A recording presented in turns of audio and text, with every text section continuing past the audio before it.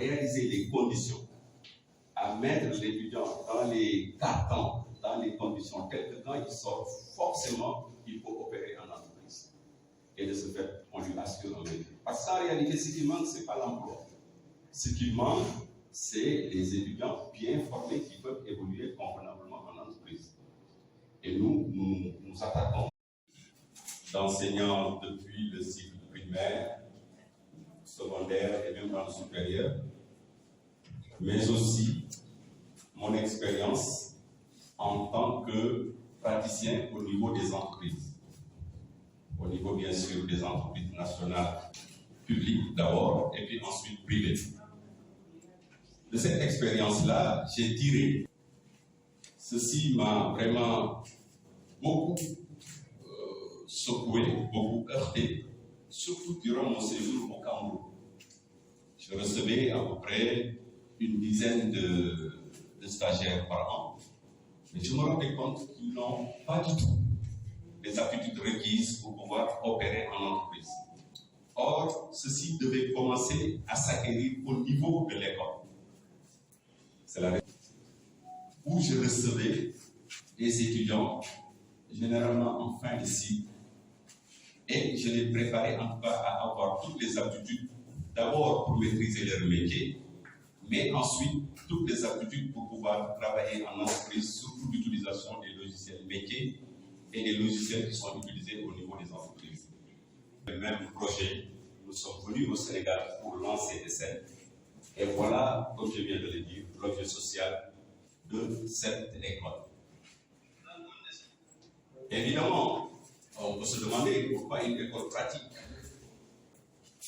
La question peut paraître simple, mais la réalisation effective de l'aspect pratique dans les formations, c'est un aspect extrêmement difficile. Cela ne veut pas dire qu'il n'y aura pas du tout de théorie au niveau de l'école. Il y aura bien sûr des leçons. Mais ces leçons même seront formulées de telle sorte que ça va se reproduire sous forme de recherche. C'est l'étudiant même qui sera amené à élaborer sa propre leçon. Et nous retrouvons sur le terrain pratique pour appliquer. On a des modèles que nous avons expérimentés et qui nous réussissent depuis pratiquement 8 ans. Et nous comptons le faire ici au Sénégal. Mais on lie également deux aspects, un aspect pratique et un aspect standard international. Vous savez qu'en général, on se forme, mais on n'arrive pas à accéder également, opter pour les standards internationaux. Et nos formations permettent justement de manipuler tout ce qui est outil technique qui permet de s'arrimer à l'international, tout ce qui est normes techniques également qui permet de s'arriver à l'international. Je suis le président directeur général de cette école. ESSEN, c'est de présenter le projet social de ESSEN, École supérieure des sciences et de l'entrepreneuriat. Une école que nous avons créée ici au Sénégal et qui est une continuation de ce que nous avons créé au Cameroun il y a cela 8 ans et qui s'appelle l'ICE.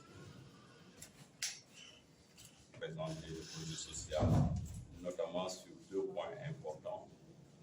Le côté pratique de nos formations, parce que nous avons un label 100% pratique, arrimé, c'est le deuxième point, arrimé aux standards internationaux.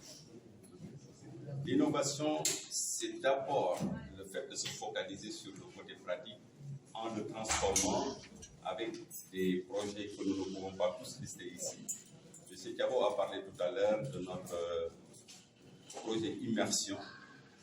C'est une espèce de projet qui consiste à lier notre étudiant avec l'entreprise dans le cadre d'un projet dès le départ. Et l'étudiant est formé sur la base des besoins qui ont été identifiés au niveau de l'entreprise. Et il fait ses soutenances également sur la même approche. Et ensuite, il est même payé par l'entreprise. C'est tout un projet qu'on ne peut pas développer, c'est pourquoi je le dis comme ça. Mais c'est une approche innovante que nous avons expérimentée au Cameroun et qui a donné ses résultats. L'autre aspect innovant aussi, c'est le fait que nous alignons ce qu'on appelle des certifications internationales dans tout type de formation que nous faisons. On ne te forme pas juste pour que tu sois un gestionnaire, mais on te forme pour que tu sois spécialisé dans ton métier et avec des certificats qui vont dans ce métier-là. Et bien sûr, il y a toujours des applications générales qui sont appliquées dans chaque métier, comme par exemple Excel, Word, et en tout cas tout le paquet Microsoft sur lequel nous insistons beaucoup parce que ce sont les premiers éléments qui permettent à quelqu'un qui va en entreprise de pouvoir être opérationnel. C'est une spécialité, c'est une particularité qui font que nos étudiants ont un double avantage. Et surtout avec l'esprit entrepreneurial. Ça, c'est extrêmement important. Nous formons pour l'entreprise, mais avec l'esprit entrepreneurial. J'ai voulu créer un cadre quand même correct où l'étudiant a tendance à s'identifier, à vouloir aspirer être. Nous avons réussi cette approche au niveau du Cameroun. Nous sommes au milieu de la ville et les étudiants nous trouvent là-bas. Nous formons des managers et nous voulons créer un esprit déjà de manager. Mais une fois que la question du cadre est réglée, on voit également dans d'autres considérations de développement personnel et de développement humain qui font que quand l'étudiant sort de chez nous, il a en tout cas des capacités pour pouvoir opérer. Donc ce choix, effectivement, de nous implanter ici, c'est un choix qui a été bien ciblé. Mais cela n'empêche, nous avons un projet de nous étendre vers est-ce que j'ose dire la banlieue, en tout cas vers les communes, n'est-ce pas? Parce que moi je suis de Yoff. Mon objectif, effectivement, c'est de m'installer à Yoff pour pouvoir vraiment m'adresser à ces populations proches qui pourront bénéficier également de ces formations. On nous a créé et ainsi de suite, on progressera. Le programme international, ça veut dire que ce sont des programmes qui ont déjà reçu des autorisations sur la base du programme. C'est-à-dire que c'est des programmes qui sont déjà validés ailleurs. Donc quand l'étudiant a, par exemple, un diplôme chez nous, par exemple en marketing digital, c'est un diplôme international qui répond déjà à des normes internationales. Donc le problème de la qualité du diplôme ne se pose pas parce que le diplôme, il est valorisé déjà sur le plan international. Dans un pays, même s'il est étranger, doit être déclaré à l'État. Et c'est ça qui va permettre de régler les questions d'équivalence. Et nous, effectivement, nous réglons ces questions-là. Nous l'avons déjà fait au Cameroun.